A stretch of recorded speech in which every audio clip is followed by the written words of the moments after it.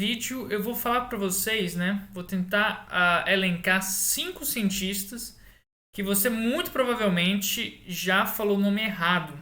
Não tem nada de errado em você falar um nome e outro errado, certo? Alguns desses nomes são alemães, outros britânicos, outros franceses. E é normal que a gente, como brasileiro, não tenha obrigação de falar errado, mas à medida que a gente vai estudando física, é importante que a gente conheça não só os grandes físicos que já existiram, os grandes cientistas, que a gente conheça a cara deles e também o nome. Nessa coisa de conhecer a cara foi que inspirou as capas dos meus livros, né? O Física em Nível Olímpico tem o volume 1 e o volume 2. Tá? E as capas, né? São basicamente um certo panteão com vários cientistas que ajudaram a criar as áreas dos livros que cada livro aborda. Né? O primeiro livro, Mecânica da Partícula, Termodinâmica, Ondas e Ótica. E o segundo, Mecânica do Corpo Rígido, Eletromagnetismo, Relatividade e Quântica. Tudo bem? Então, sem mais delongas, vamos falar aí 5 cientistas que você muito provavelmente fala o nome errado. E eu vou seguir por ordem cronológica. O primeiro é um físico e filósofo francês que é o René Descartes. Tudo bem? Então, o René Descartes está no primeiro volume e é assim aqui. Então, você provavelmente já viu aí a lei de Snell-Descartes e que não se fala Descartes, né? Como o René é francês, o S é mudo, tanto da primeira sílaba, tanto como da última. Então, se fala Descartes, certo? Ele é o pai da filosofia moderna, né? O autor da frase cogito ergo sum, né? Penso, logo existo. E também tem trabalhos aí com ótica. Tá? Então, esse é o primeiro cientista. O segundo, agora do século XVIII, é o que dá a nossa unidade de potência. Então, no sistema internacional, nós medimos potência em watts. Tudo bem? Então, ele era um físico, um engenheiro, né, que teve muita contribuição para melhorias da máquina a vapor, que era o James Watt, né? Então, a gente costumeiramente fala quantos watts tem essa máquina, né? Isso é um jeito errado de falar. Então, é quantos watts. O W se lê como Wa, né? E o A se lê como O. Então, watt, certo? Então, não se fala watt, mas sim watt. Então, James Watt era o nome dele. E o James Watt também está na nossa capa do primeiro livro, na parte de termodinâmica. É esse senhor aqui, tá? Então, esse aí é o James Watt.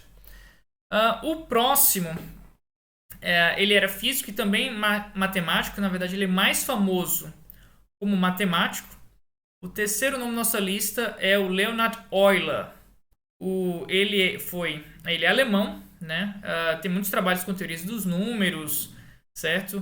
Com astronomia, com ótica, com mecânica dos fluidos. Tem também trabalhos com mecânica do corpo rígido. E o Leonhard Euler está aqui no comecinho aqui do volume 2, né? Porque aparece aí bastante trabalho dele na mecânica do corpo rígido, né? Rotações, estudo de rotações. Então, o Leonhard Euler também fez contribuições nessa área da física. Normalmente se fala Euler, lendo como se fosse em português, tá? Mas esse EU no começo se fala OI, né? E o ER no final se fala como um A, então é Euler. O quarto é o que dá no sistema internacional também uma unidade de energia. Então, quando a gente mede energia, nós usamos uma unidade de medida no sistema internacional que normalmente, quase sempre a gente escuta falar como joule, né? Então, você tem 3 joules de energia, certo? Então, isso aí também é uma forma errada de falar. Então, a forma correta de se dizer é James Joule. O James Joule, ele também está aqui na capa do Física em Nível Olímpico, volume 1, né? Logo ali do lado do Watt. Tá? Então, a forma correta, né? Esse OU, né? Ele é britânico. Então, por isso que a gente tende a falar esse joule, como se fosse um pound, né? Round. Então, é totalmente compreensível a gente falar joule. mas o correto não é Joule, mas Joule. Tá? Então, nós temos 3 joules de energia. Tudo bem? Pessoalmente, eu não conheço ninguém que no dia a dia fale o nome do Joule corretamente. Né? Mas o fato é que a forma correta de se pronunciar o nome dele não é James Joule, mas James Joule. Tá? Ele viveu no século XIX. Ele teve trabalhos interessantes para a compreensão da natureza do calor. Ele foi um dos proponentes de um princípio de teoria cinética que identificava o calor como uma certa energia cinética de agitação desordenada das partículas.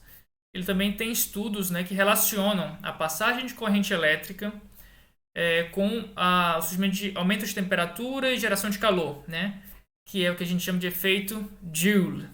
Tudo bem? Né? Não mais efeito Joule depois desse vídeo. Certo? Então esse aí é o 4º nome. E agora, caminhando para o 5º e último nome, a gente vai falar sobre mecânica quântica agora, que também está no Física em Nível Olímpico. Esse senhor aqui é o Erwin Schrödinger. Tá? Então esse aí talvez seja o mais difícil. Né? O primeiro nome dele é Erwin. Né? Então Erwin, mas se escreve com W, né? Que como ele é alemão, se lê como um V. Então a gente não fala Erwin, a gente fala Erwin. E o nome dele, que tem muita consoante, então tem esse SCH, né? Que dá um sh, com R fica um shr, e a gente tem esse O com trema, que é mais ou menos como se fosse falar o O com uma boca de U. Então, O, shru, tá? Então o nome dele é Schrödinger. Então, como ele também é alemão, o final é R, assim como Euler se fala como um som de A. Então a gente fala Schrödinger. Né? Então Erwin Schrödinger. Tudo bem? Então esse aí é o Prêmio Nobel de Física de 1933. Né? Ele é um dos pais da mecânica quântica. E uma das principais equações da mecânica quântica é a equação de Schrödinger, certo? E ele também é quem propôs o paradoxo aí de você levar a ideia de superposição de estado do mundo microscópico para o macroscópico na forma do paradoxo do gato de Schrödinger. É importante falar que esse gato nunca existiu, né? Então é um experimento fictício, né? Nenhum animal foi maltratado nesses experimentos de física.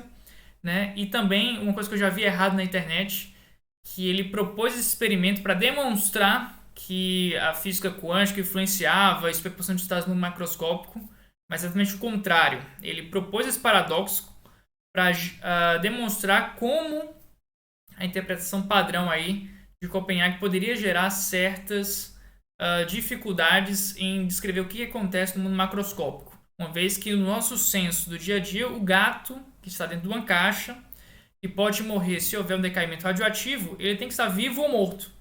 Enquanto na descrição matemática, né, de sistemas microscópicos, a gente admite uma superposição de estados. Então a questão é como a gente interpreta essa natureza de superposição e as probabilidades que aparecem na mecânica quântica. Tudo bem?